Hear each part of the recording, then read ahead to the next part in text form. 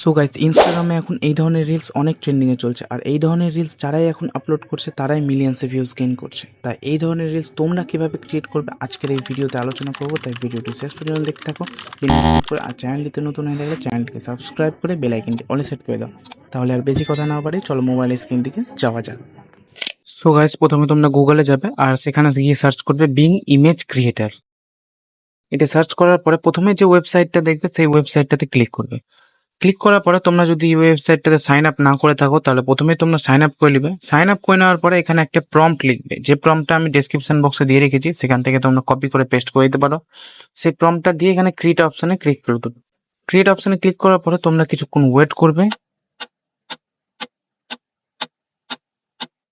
কিছুক্ষণ ওয়েট করার পরে তোমাদের সামনে এরকম 4টি ছবি জেনারেট হয়ে চলে আসবে। তোমরা এই 4টির মধ্যে যে কোনো একটি বা দুটি ছবি এখান থেকে ডাউনলোড করে নেবে। তারপরে আবার তোমরা গুগলে যাবে আর সেখানে গিয়ে সার্চ করবে রানওয়ে এমএল।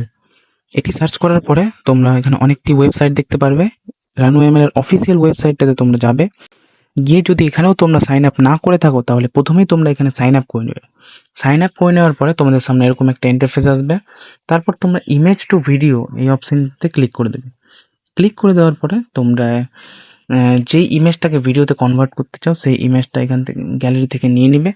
নিয়ে নেওয়ার পরে এখানে সেট করে দেবে। কিছুক্ষণ ওয়েট করবে। ওয়েট করার পরে নিচে প্রম্পট লেখার জায়গা আসবে। আর এই প্রম্পটটাও আমি ডিসক্রিপশন বক্সে দিয়ে রেখেছি, তোমরা সেখান থেকে কপি করে পেস্ট করে দিতে পারো। প্রম্পটটি পেস্ট করে দেওয়ার পরে তোমরা নিচে দেখবে জেনারেট 4 সেকেন্ড লেখা আছে, এখানটাতে ক্লিক করে দেবে। ক্লিক করে দেওয়ার পরে তোমরা 2 থেকে 3 মিনিট ওয়েট করবে।